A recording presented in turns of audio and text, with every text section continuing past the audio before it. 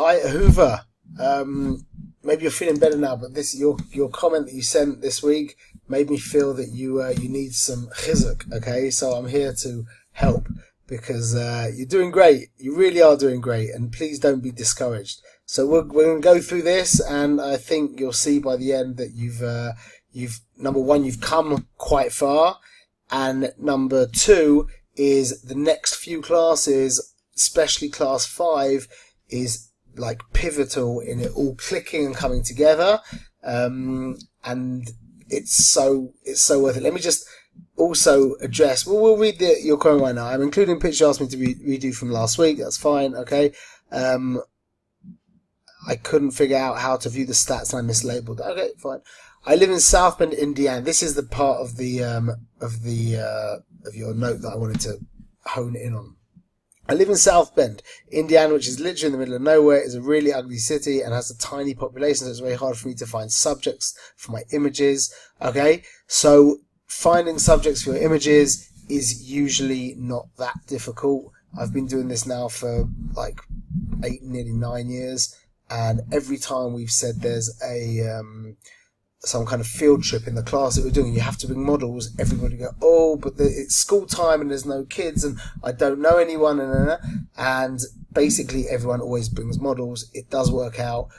It could be that you have to like rumble a little bit, but that is life. So rumble, find people, and take, whoever there is. If it's a family, that's great, but it's not always available. Obviously, a kid, a brother, sister, spouse, parent, whoever it is, parents are always available.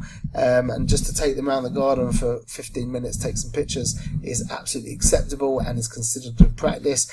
Now, this is the thing that's for sure not true, and beautiful places to shoot photos. So the thing is that you don't need beautiful places to shoot photos. You need places that have spots or parts of colour, which is everywhere, textures, which is everywhere, patterns, which is everywhere, contrasts, all that stuff. Sunlight exists all over the place. That's very easy to find.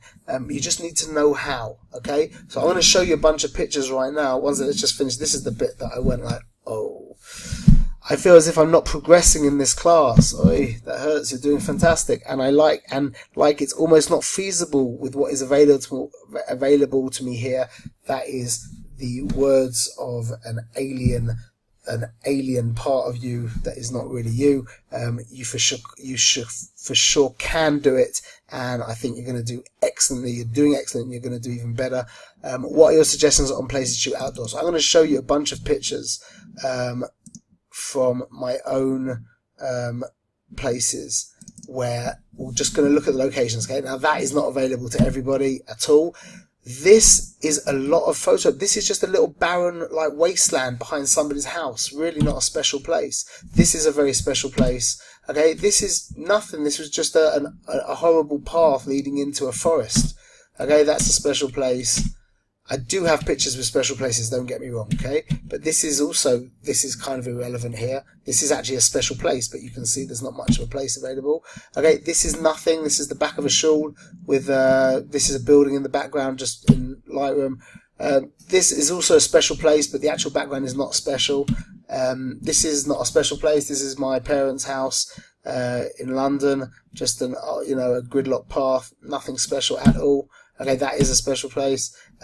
This is, surprisingly enough, a very, very unspecial place. This is the back of somebody's. If you were to see this, you would never believe this picture got taken there. It's a disgusting place. There's trash everywhere. It's like patches of land. I just got in the right angle. The sun was in the right place. These just trees. If you see there, that was already the beginning of like a car park. Okay, this was really the picture that came into my mind when you're talking about places, because this was a nothing place. Okay, again, nothing about the place. This is a very pretty place. Okay. You can see, okay, obviously that's an incredible place. Okay, so definitely place does play a major part. Like this is a great place. Yeah, but again, this is just any This really is any park in the world. It really is any park in the world. So please know that that is photography. There's no such thing. Even like when you're in, you can't imagine the places I've taken pictures in, like, dump yards and industrial areas and car parks, and like, you can always find the thing, especially if you're honing in on your subject, which obviously you're going to have to do in those places, then you can really allow the subject to sink. Okay, so don't lose heart. The getting people is definitely, that can be more difficult than the locations, but there's always little nooks and crannies to find, and there's always getting in close to your subject, very, very close, and concentrating on eyes and smiles and reactions and interactions and stuff like that.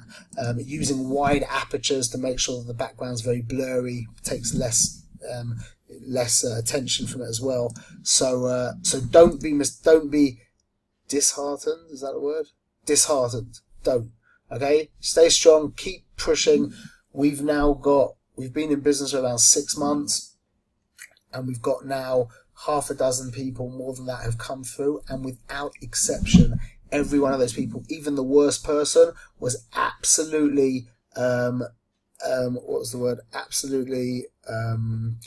entitled to charging money for their photography. And the best person, I literally took my hat off to, and I was saying this person on a natural light level, as a similar level to what I'm holding after 15 years of practice and experience. Excellent. So we've got a range starting from very good up until like really super excellent. So stay strong. You're going to do it. Okay, let's jump. That said, let's jump into the homeworks. So these are better. I'm not going to spend too much time. This is 1,000th of a second. It's pin sharp. This one you moved. It's a 60th, but you actually moved your camera. You might have done it unwittingly, but you did move your camera. As you can see, the bench is moving, and she's kind of still. So that's like panning more than the 60th of a second thing. Let me just move my stats. Okay, in fact, this one is a better panning shot than this one is, but it's okay. It's fine. It's not. It's you should have. You probably need to do this shot probably say 15 times to get, or to at least 10 times to get a good. At least 10 times you've got a good chance of getting a really good shot. If you think you need to do it a little bit more than that, you could get it better than that. Okay. Here we go. Let's just see. This is your widest. So you are limited. You didn't zoom in all the way. You were meant to zoom in all the way. So you were limited by your aperture. You're at f5 here, at f8 here. So you can see the difference is that your focus, you slightly missed the focus the next time. And you didn't hold the camera flat. Try this again, okay? What you need to do is put the camera down steady, okay? And you need to focus the camera, turn it to autofocus, and then focus your camera, recompose it, let go of the button, turn to manual focus. Okay, so now the focus is just locked, and keeping the button, keeping the camera exactly where it is, just follow the instructions that are written in the book. Go from the widest aperture, and then click, click, click, click, click to the using AV. Let me just see you using AV. Yes, you were. Going from the widest aperture, then to f8, then to f22, and you'll see the difference.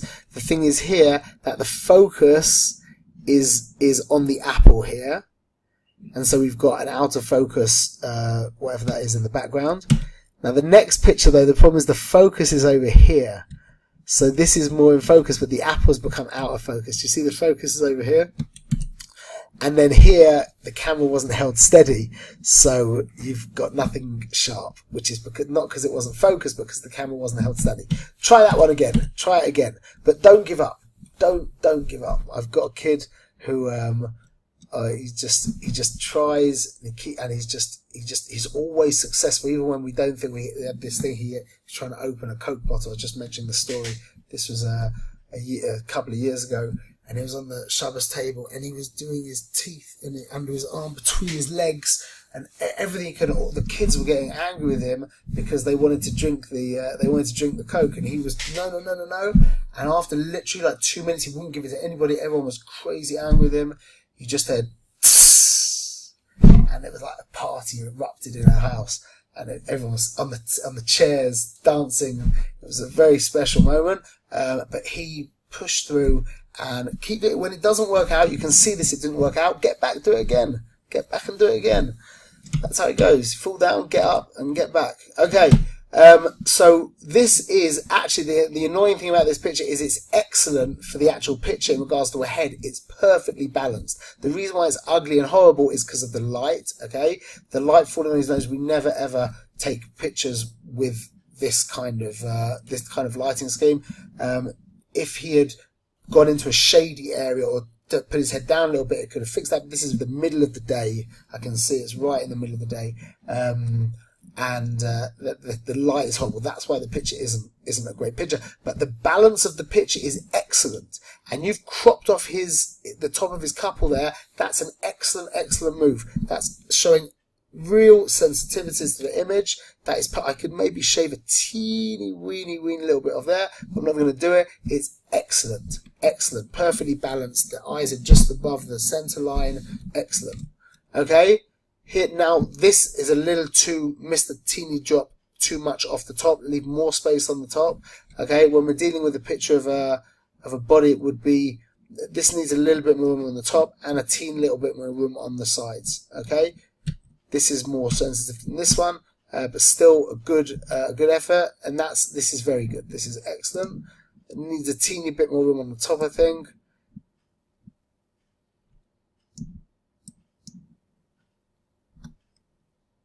Good. I think a little bit more room. It needs a little bit more room to breathe, this image. A little bit more room to breathe.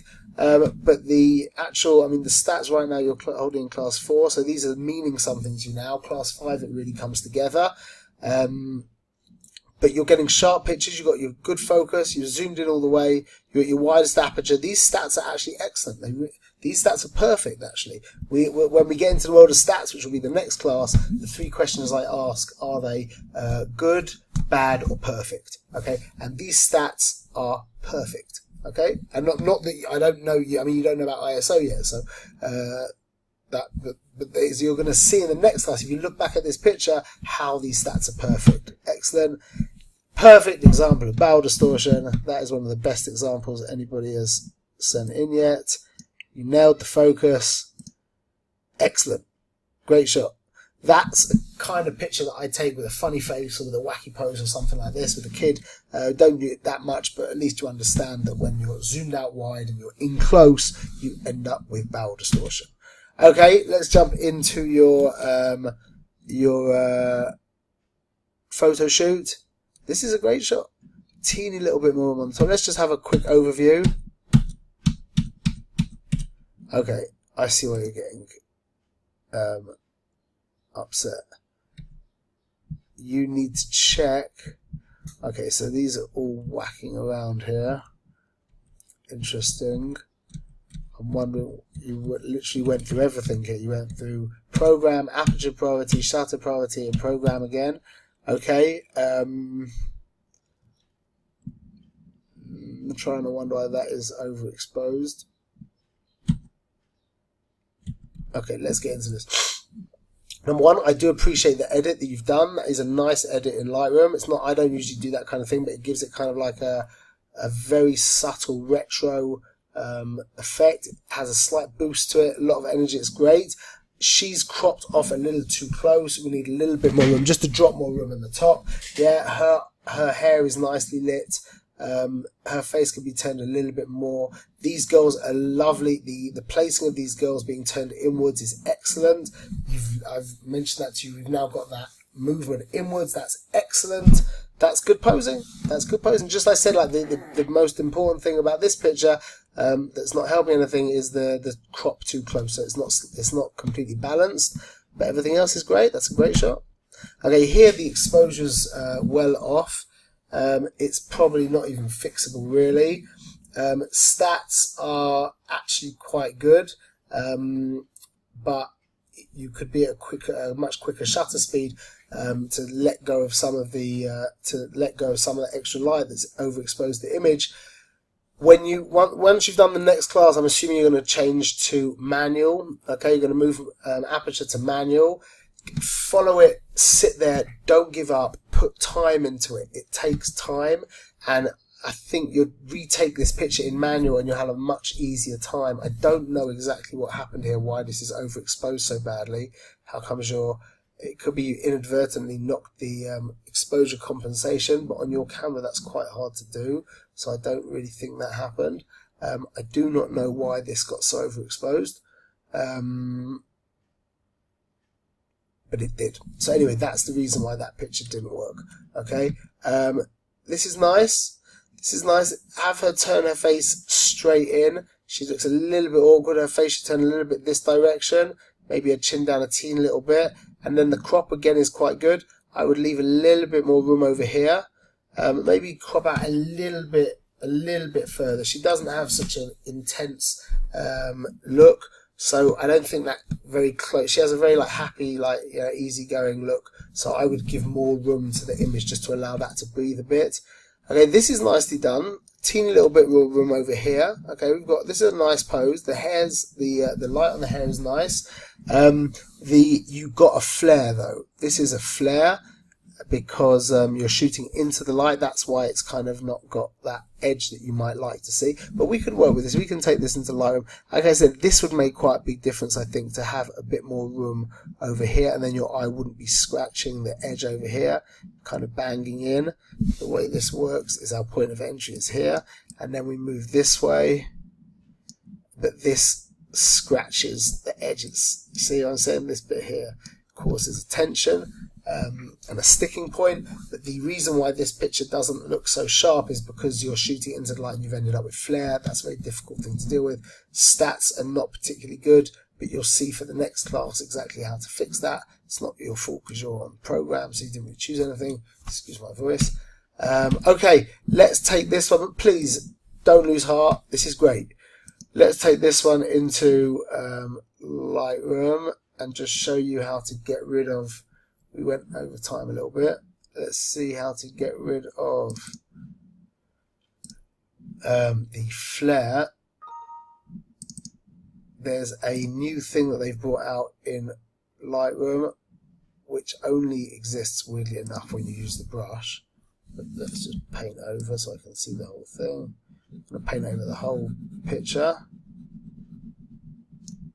Okay, I'll just press O again. That's actually quite a nice effect. That is a nice effect, but I just want to show you the dehaze. The dehaze tool is actually quite a good tool. A bit too much blue's crept in here. I can show you how to get rid of the blue. You know what? Let's take the blue out. 1 second. Let's just get rid of this. Now go to HSL and go to saturation. Click on this little guy over here. Find a blue place, and now I'm moving my mouse downwards. You see, that makes it more, that makes it less. So I just want to go from where it was. I'm just gonna bring it back to grey, which is about that. That's great. I'm going to add a bit of grit to the image, just a little bit, and I want to also emphasize her eyes a drop. So I'm going to go to my iris enhance and just give it a little bit of that and a little bit of that. Okay, and I think I might use a little just a very slight radial effect. Press H so you can see what you're doing. If you press H, it disappears and comes back, your pin. So let's get this down to 0 and drop the, but I don't want it to be quite as much as that. And I think I'm going to warm it up a teeny little bit as well. That's the colour I'm looking for. Go down to 0 and just bring it up ever so slightly.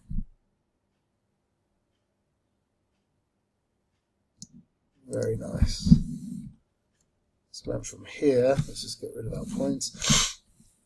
From here to here, I think it could brighten her face a little bit further, maybe a teeny little bit. 1 second, let's just create a new brush. Put the exposure up a teeny bit. No, it's too much. Just something like that. That's what it was. There we go.